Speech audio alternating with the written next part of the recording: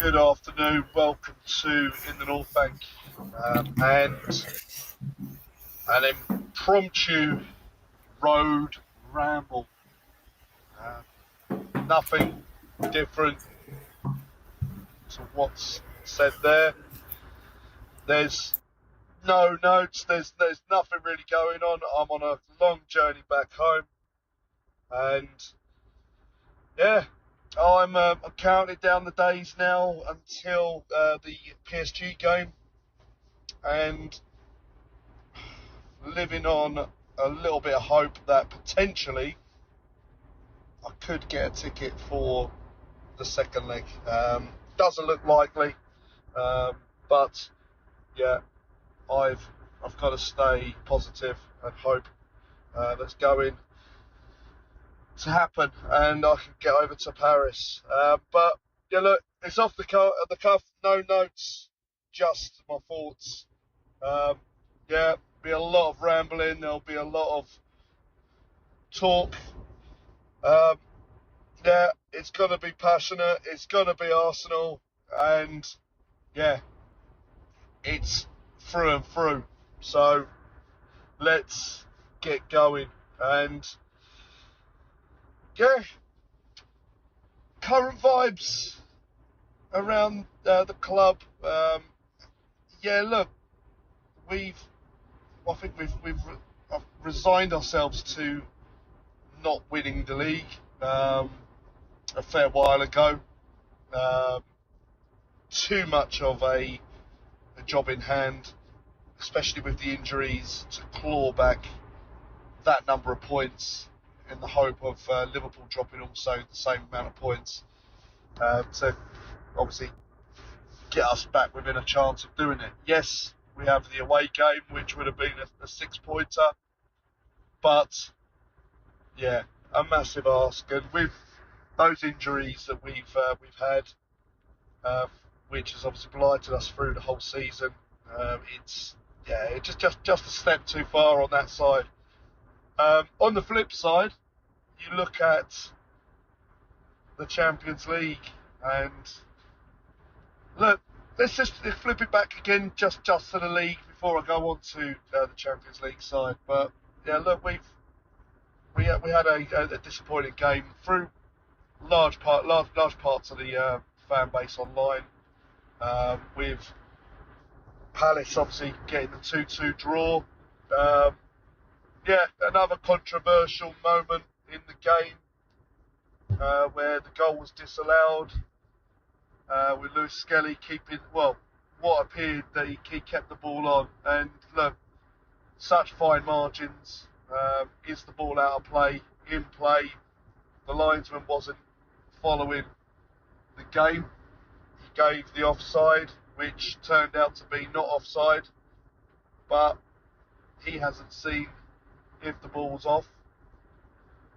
And the angles from the TV, from what I've seen, I've not watched the game back in full HD, but it's going to be very hard to really say, right, okay, that is 100% over the line.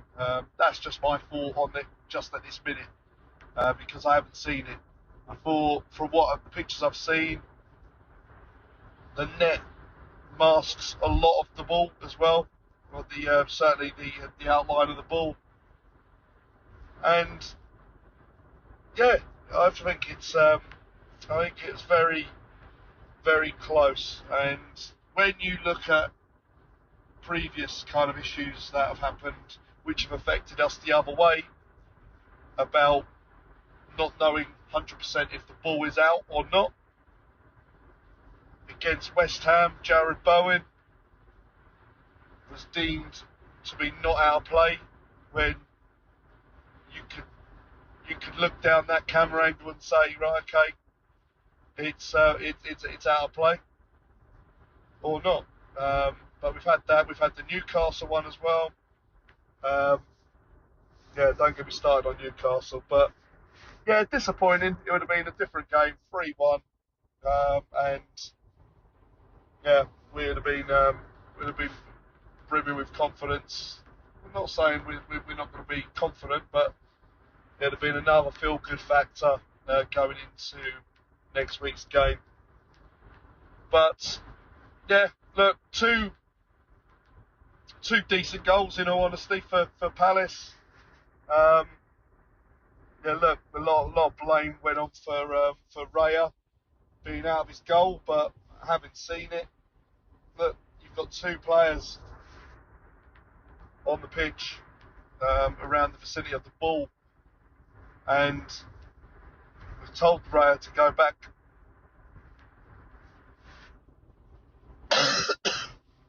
Excuse me, I've got a cough. So, yeah, it's not an issue with regards to David Raya. It was an issue with Saliba not playing that pass. You can see Odegaard gesturing. Oh no, it wasn't Odegaard, it was Saliba, I believe. Oh no, it was Odegaard before he got fouled. It was like, look, play back there, and he decided just to play it. I don't know, but I'm not even sure what he was trying to do. Whether or not he was trying to play it back, and yeah, look, the simple pass was playing back to the goalkeeper to then go out the other side, and he didn't do it. So, two misjudgments, two bad decisions in two games, and yeah, hope he has his A-game mind for next week, because we're going to need every player to be on top of their game, on top of their concentration levels, so we get the result that we need to take to Paris the following week. So, yeah, definitely a frustrated season, I think. Obviously, a lot of teams who are putting up low blocks and making it really hard for us to get a goal. Yeah, Palace was another one, and goes to show, yeah, we are struggling. Look, we haven't got a striker, and yeah, we created some chances, and look, on another day we might have got the goal when we were actually really on top of that game. But Palace were fighting. I think, well, certainly the players were fighting to put themselves into that semi-final starting lineup. So they had a point to prove as well. So yeah, a little mix. Arsenal don't want to get injuries. They're probably not going to be at the level what they want to be come next week in the Champions League. So yeah, I think Arsenal have got everything in the Champions League performances now, and it's only going to get better. I hope, it's, yeah, I've never said all year that we would be seeing ourselves now where we are, semi-final, as I said, and I've always said, win our bread and butter. Yeah, if we start winning the league, if we win the league one season, 2 seasons, we're at that level where we should be saying, right, okay, we're going to go for the Champions League. Yeah, we've reached that calibre of quality within our squad. The squad will be sufficiently strengthened, and to be honest, if you win the league, that squad has got to be top quality. Yeah, and yeah, we've just not been able to sustain that with the injuries that we've had, and we've had a lot of injuries, and it's unprecedented. So yeah, take into the Champions League. Yeah, we are finding it more suited to our style. Teams are wanting to come out more and play football. The only game in that league phase that a team didn't want to come out and play football was Inter Milan away, and yeah, we lost that game. And yeah, all right, it was a debatable handball and a penalty, but we created a lot of chances, but we just couldn't finish off that job. So yeah, taking the last round as well, even looking at PSV, and yeah, look, we've had games against PSV, and it's never been easy, certainly away from home. But to do what we did to them at home was really good to see. And moving on to Real Madrid, had I told you that was what we were going to do at the start of the season to Real Madrid, everyone would be laughing. They'd be like, "What are you on about? You're deluded. Yeah, you're not. It's not going to happen." And yeah, we look at it. We've just come off a two-legged game, 5-1 win for the Arsenal, and we're now in a semi-final against PSG, who are more of a team. I think they're very good technically with the football, and yeah, it is going to be a challenge for Arsenal. And yeah, we picked up the win at the Emirates early in the season, and we've got to go for it again. And yeah, there is a couple of players who weren't there earlier in the season, but look, you have to beat who's in front of you, and it's probably the same with ourselves.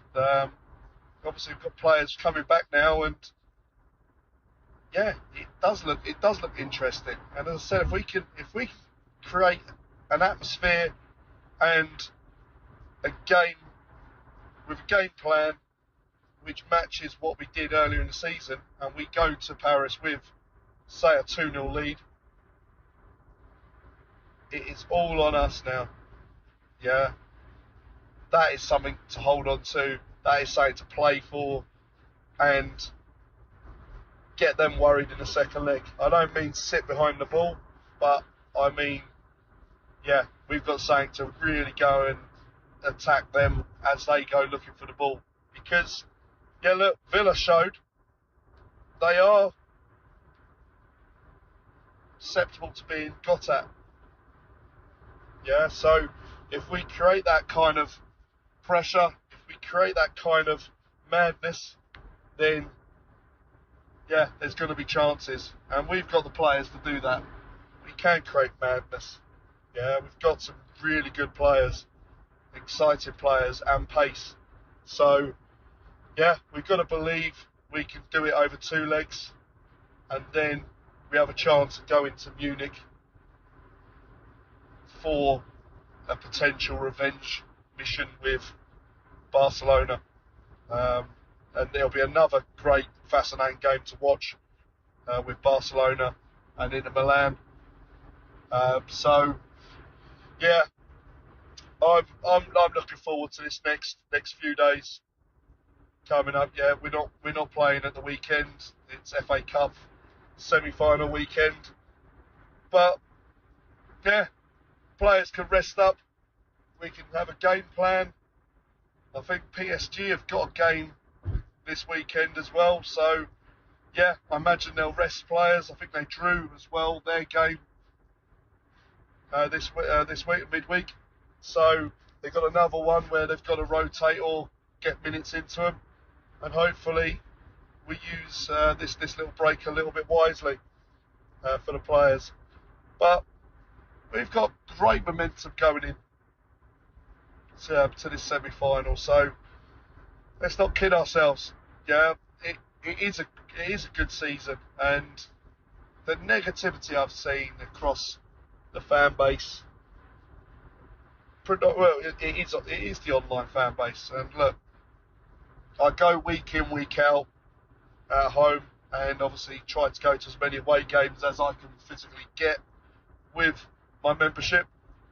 And I don't have the same ideology as some very loud vocal social media accounts do, and you do look at it and you worry about it, and you think, well, look, it's not the kind of thing I want really at my club. Yeah, look, you're a supporter, you back them. And I'll tell you what, 5 years ago, and you're telling someone that in 5 years' time we'll have beaten Real Madrid twice, 5-1 on aggregate, and been in a semi-final, they would laugh in your face. That's why I say you hold hope, you back the team, you back the regime, you back the manager, because he has put in and instilled this feeling amongst the club, amongst the fans, the matchday fans, bringing the players, bringing the fans together. And I'm proud. I'm proud to be going to games now. Whereas 5 years ago, it was a byproduct. 5-6 years ago, yeah, that 5-10 year period, football was a byproduct of my weekends. Yeah, the main focus was my friends and socialising with them, and then the game was just a secondary kind of event after that. I wasn't particularly happy going to the games. Yeah, it wasn't a nice feeling. And now look what it is. And that's why I think it's changed. And he deserves massive credit. He deserves massive credit for the way he's brought everything together and made us as fans believe in the team again. And yeah, I wrote in my my recent blog about his 5 year plan, and I don't get where everyone's holding him to an actual 5 year plan. Yeah, he set it down and he set stages down, but they're gonna be fluid, aren't they? They're not really going to be set in stone. Yeah, I mean, each year is different. Look at this year. Yeah, you can't compare last year and the year before with, say, this one. Every year is different. Yeah, we come up the last 2 years against the juggernaut that could rarely be stopped. Yeah, they've had an odd patch this year, but Liverpool, yeah, look, I'm not surprised by what they've done this year. Yeah, look, they've still got the same squad that Jurgen Klopp built. They haven't lost loads of players. Yeah, injuries have been really good for them. They brought 2 players in this season. And look, you've got a £90 million goalkeeper. You've got a £100 million central defender, your captain. You've got your lethal strike force, which, yeah, it is unreal. Yeah, you can look at all of it on that side where they score goals, but that's, yeah, look, take Salah out of the equation, then it does look a little bit different. But penalties, yeah, I think I read or looked at it, and it was, I think, was it 10 or 12 points that they've won through penalties this season. So being either losing games or drawing games to then get a penalty to then win them a game. Don't think we've had that chance that many times. And I think they've had 9-10 penalties, I think, this season. I think we've had 3. I think it's 3 or 4.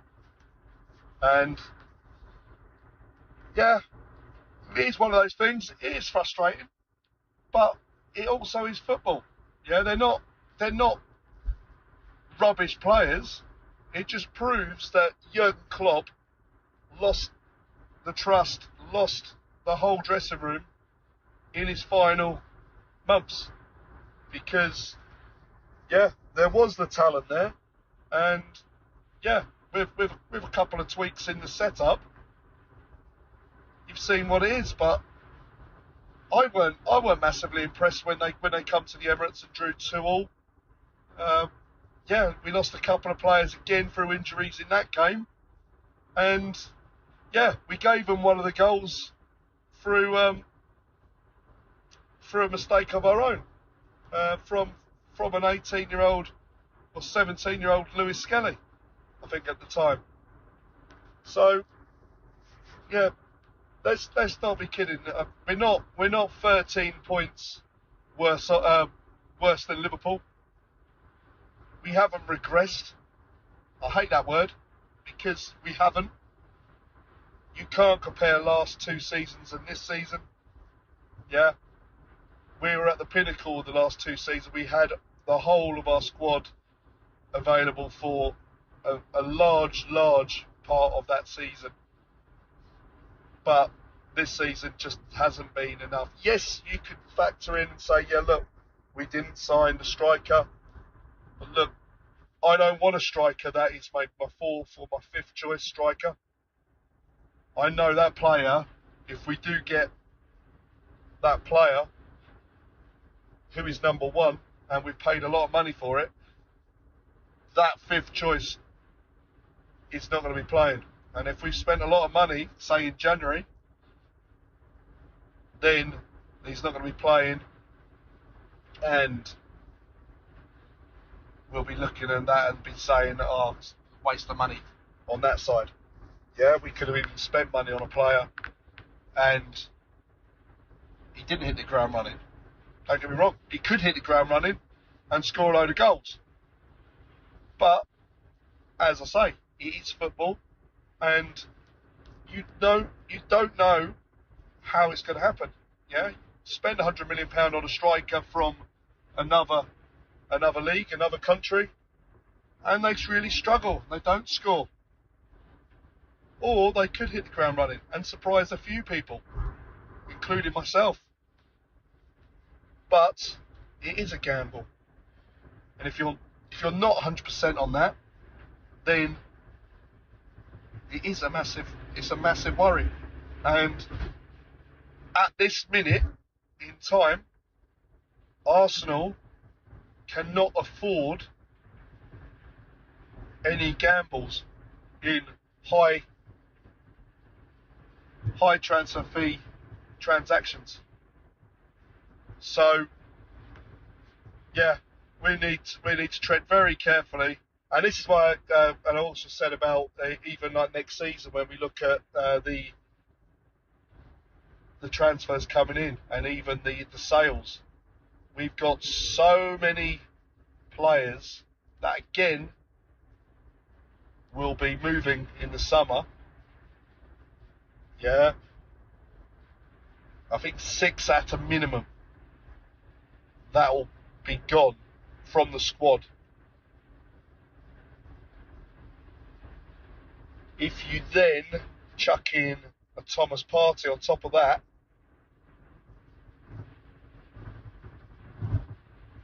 or him included,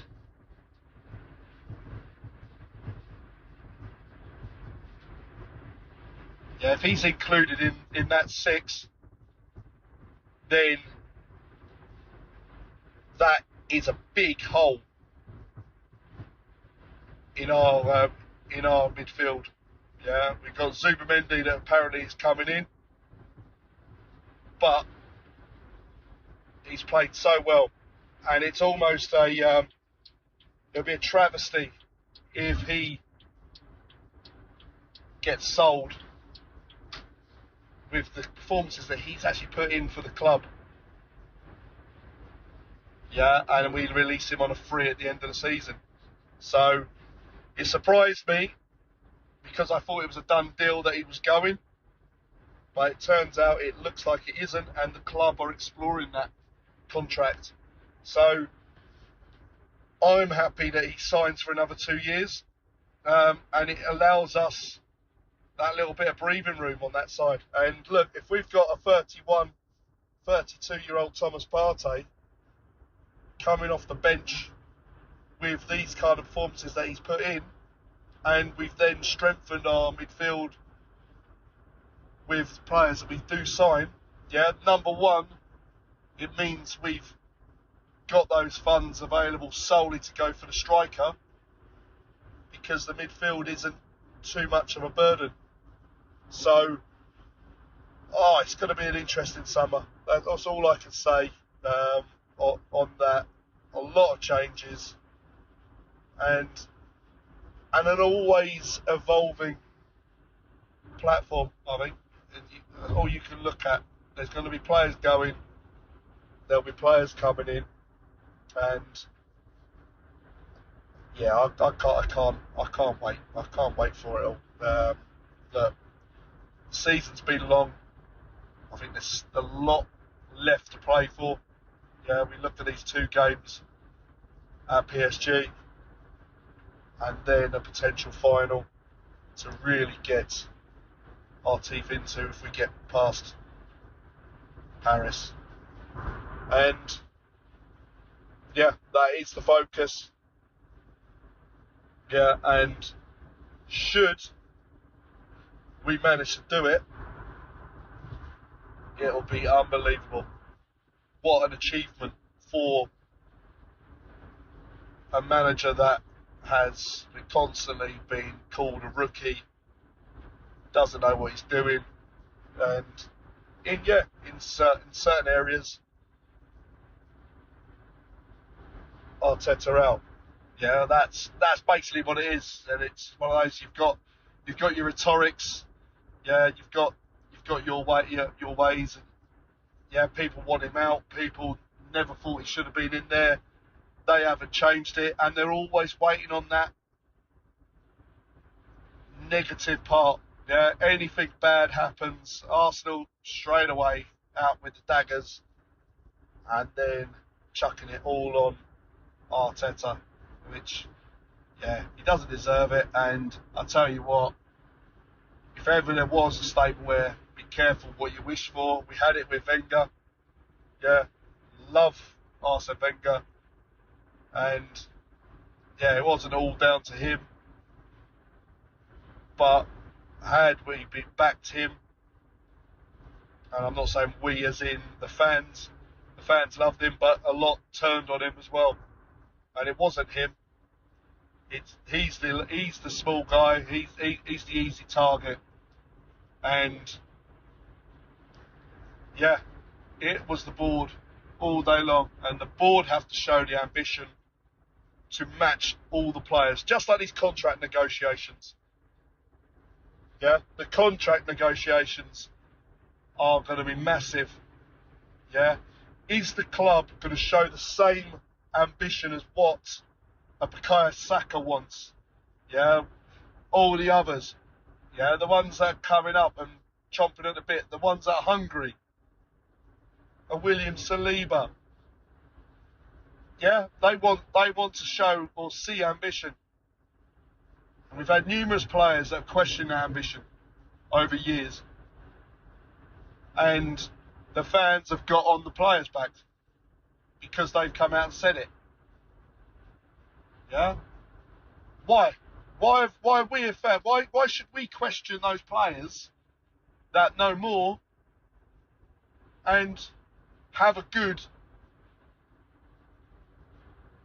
affinity with the club and even with the fans? Why should we question them and say, just because they've been negative towards Arsenal, why are we going to hate them? Or why are we going to hate on them? Questioned the ambition of the football club, which runs raw with me, because I know, and I'm very, very vocal, I'm very, very passionate about this subject and the whole KSE, the whole kind of inception of them coming on board with Arsenal at a time when we needed a helping hand, a support to enable us to still compete when we move to that stadium, and after the Invincibles, yeah, how can we still compete? Yeah, those first 4 or 5 years after the Invincibles and being in the new stadium, we needed that little support, a little helping hand to guide us through, whether or not that was contract renewals or a token sign, a little bit of money just to get someone on board. It would stop those feelings that there's no ambition from the football club. That's my frustrating thing. But we'll see. We'll see what happens in the summer once this season is said and done. But it's going to be really interesting to see in the next couple of weeks. Yeah, I told you I was going to ramble, and I rambled. And yeah, next I was going to talk a little bit about Kai Havertz, and I had this discussion after one of the home games with an Arsenal fan, and no, it was the Madrid game, and Merino scoring, and he's now the favourable player because obviously he scored a few goals now, and there was a time when a large part of the fan base was like, Merino's not good enough whatsoever, and all of a sudden he gets utilised in this emergency kind of situation we're in, and he scores the goals, and all of a sudden he's now unreal. But yeah, no, he is a good player, but Kai Havertz, again, another player who has had to do a lot, and you look at the work rate that he put in through the season before the injury, and don't forget, this is a player that played, well, don't know the stats, but seemingly like he would be playing 90 minutes each game. So he's had a lot of game time, and yeah, the work rate he had to deal with in that kind of area was second to none. Absolute monster as far as the work rate and distance covered.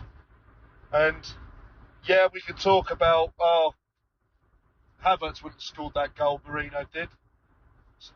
Don't know little bits like that. Yeah, look, we know he's been struggling with a little bit of confidence, but we know also that Kai Havertz is our top scorer still. So I think he's still there anyway. So it goes to show he had a real decent season, and yeah, more and more rumours that potentially, should we get through this this semi-final, that he could be available in Munich. So be interested to see. I wouldn't want him to start. Just to, as I said, obviously he would need to be fit before then, because it's another kind of Harry Kane situation. Can't play a player who hasn't got the match fitness, who isn't right.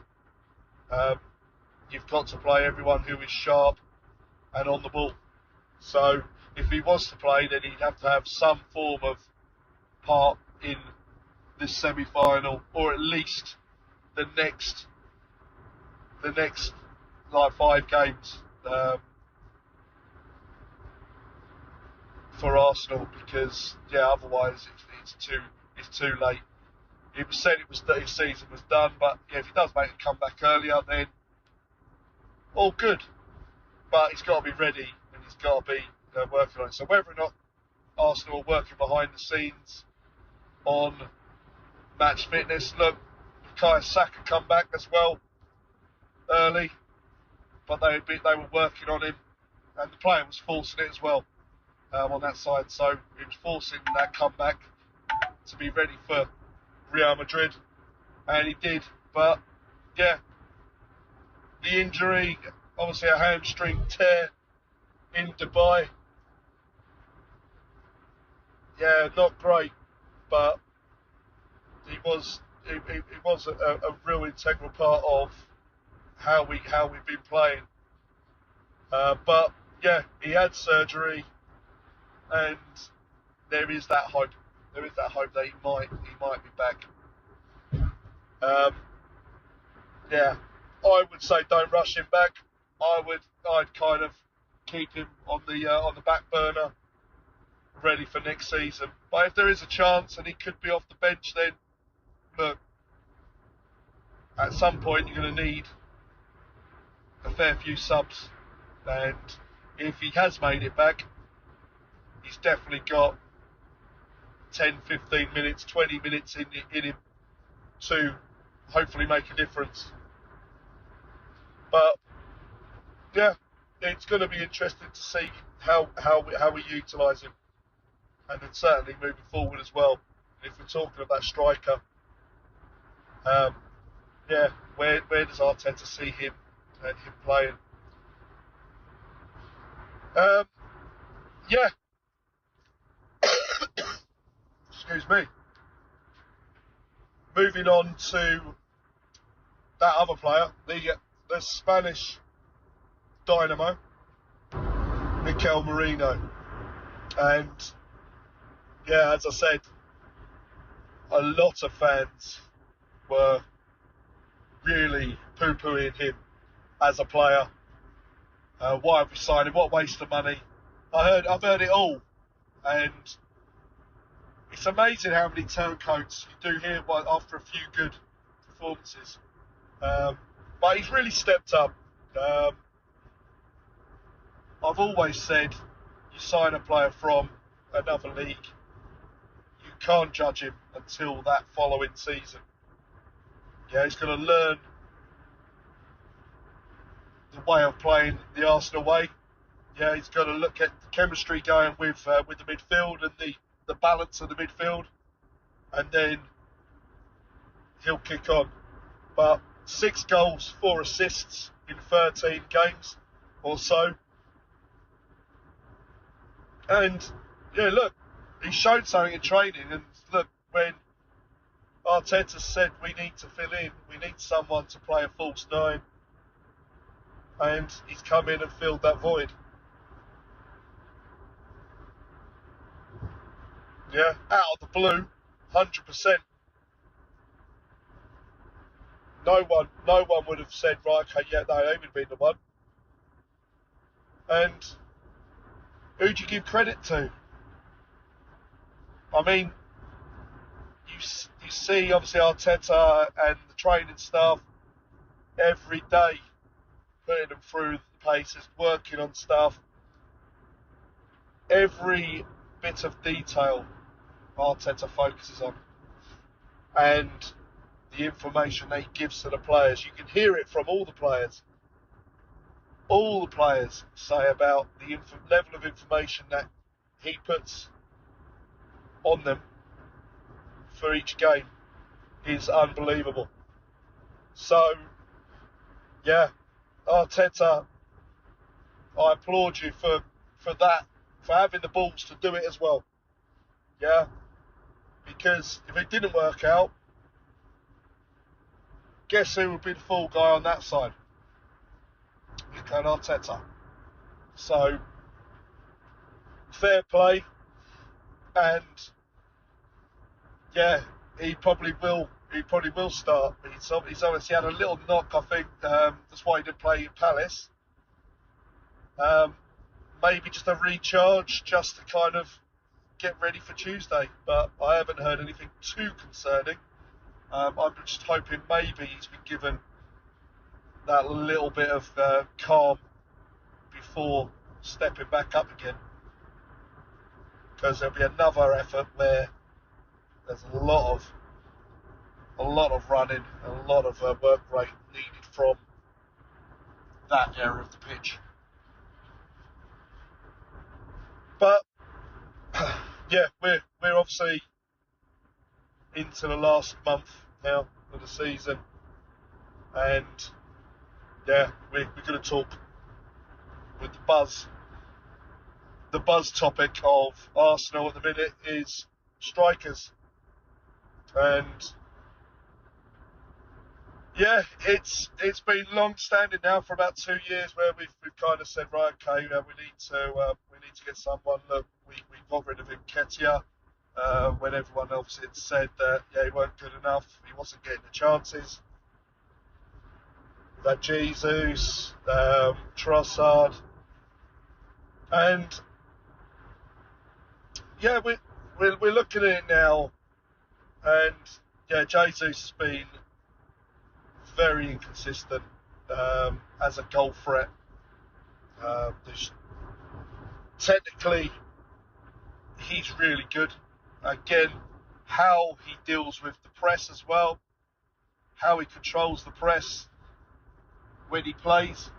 He's got a good understanding of what needs to be done. And when you lose him, it isn't as good as I've seen it with Jesus at times.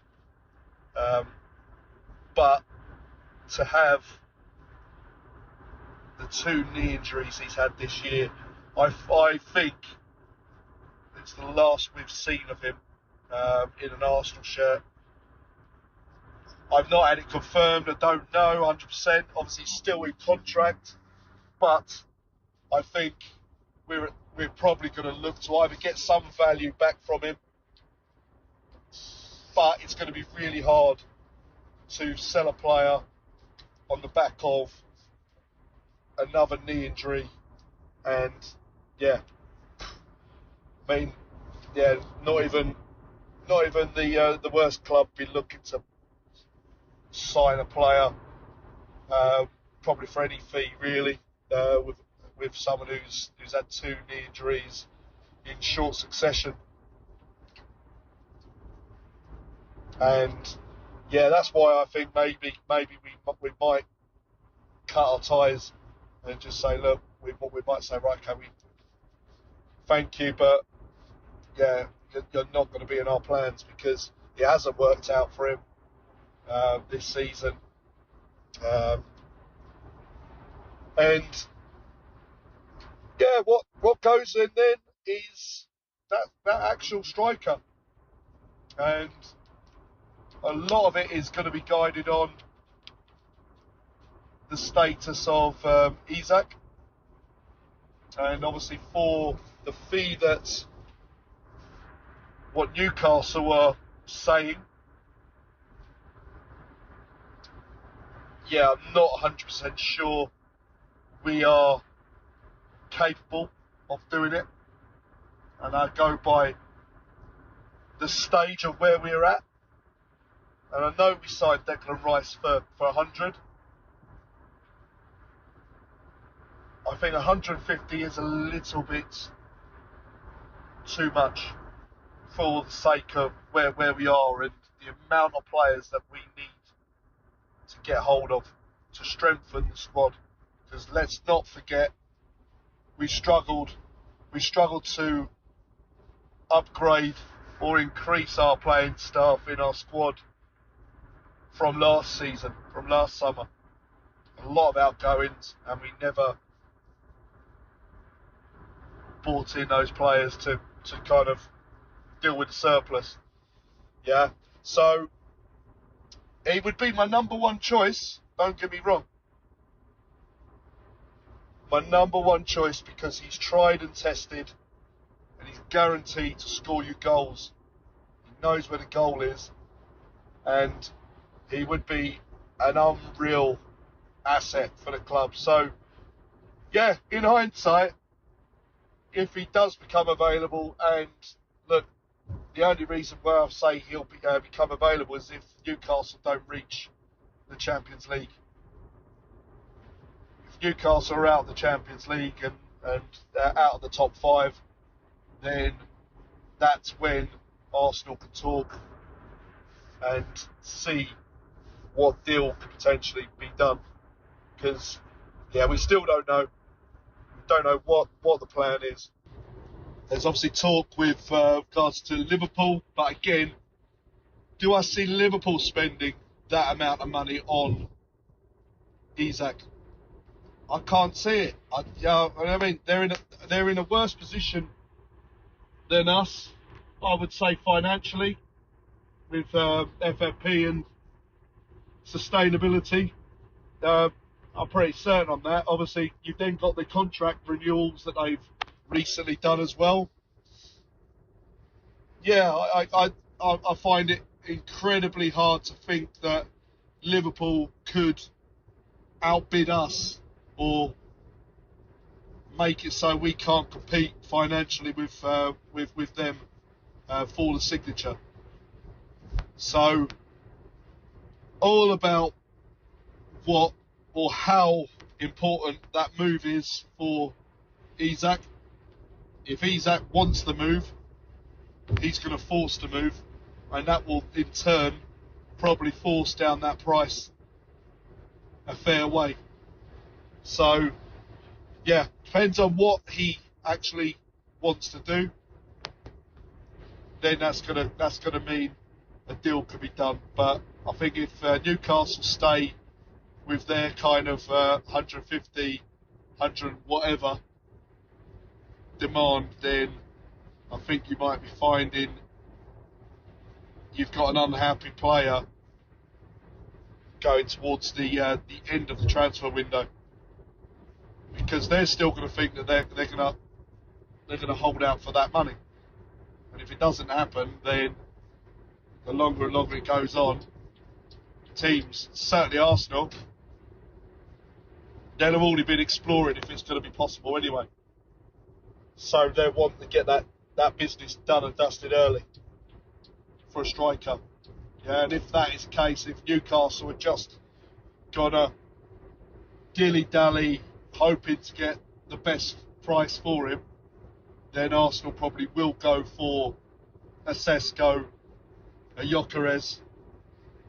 Yeah, a lot less money, but again, there is the risk. Yeah, there is the risk of one of these two unknown players coming in. Gyökeres,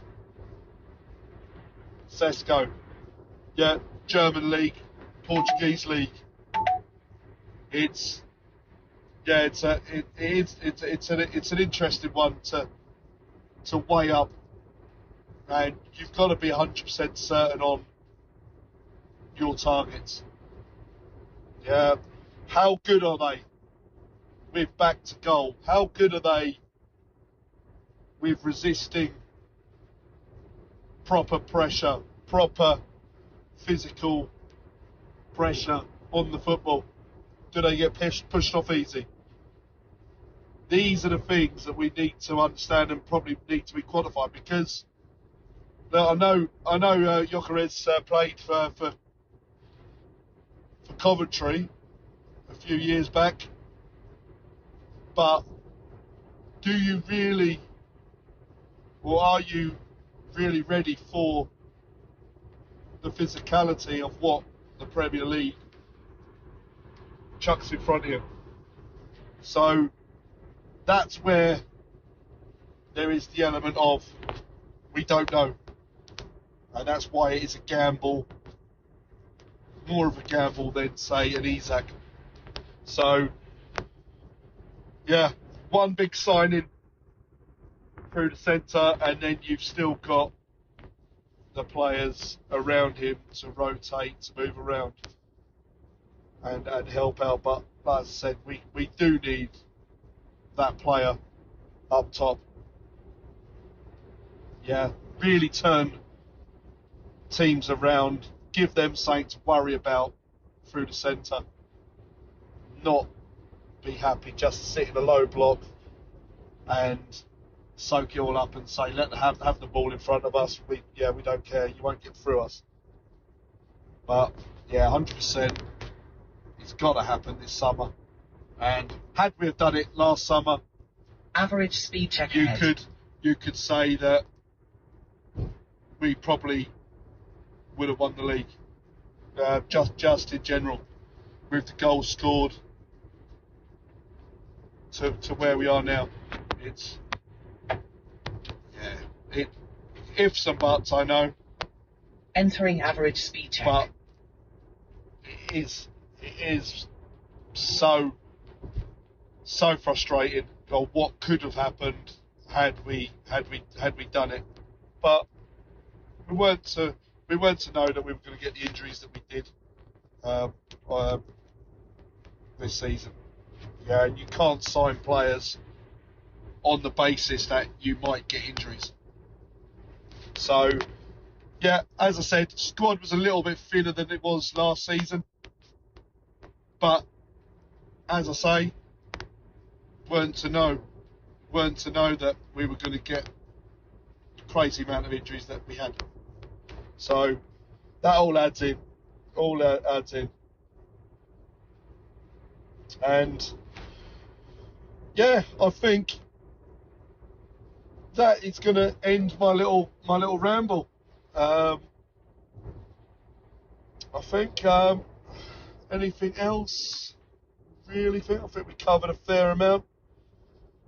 So, one final thing to wrap up. Yeah, we've still got a massive chance to make some history this season. If we fall short on that, it's only going to be on those fine margins.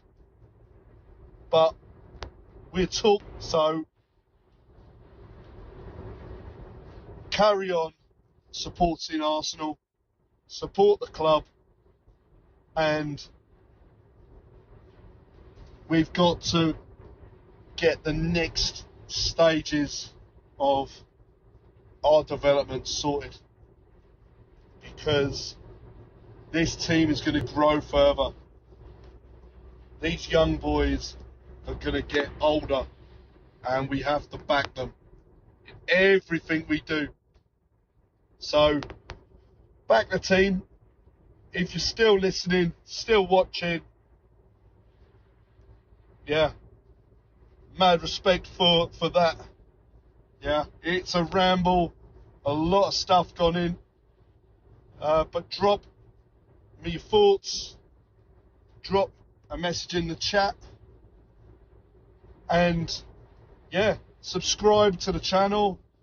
Lots of really good content coming out. Mark's been fantastic on the shows and the channel, helping organise stuff and getting regular content. And yeah, Seema, Richard, Des with the watch-alongs, the guys across the pond. There's numerous people now I say massive thanks to and respect to take time out to talk Arsenal. Not easy, I know. So, thank you very much, everyone. And yeah, I'm going to try and make my journey back. And yeah, up the Arsenal, on to the Emirates on Tuesday. And yeah, I think it's Tuesday, isn't it? Definitely Tuesday.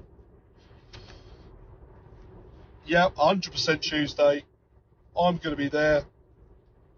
And let's hope we get a couple of goal lead to take to that second leg and give us something to really fight about. This is the break, signing off, up the Arsenal, and come on, you Gunners.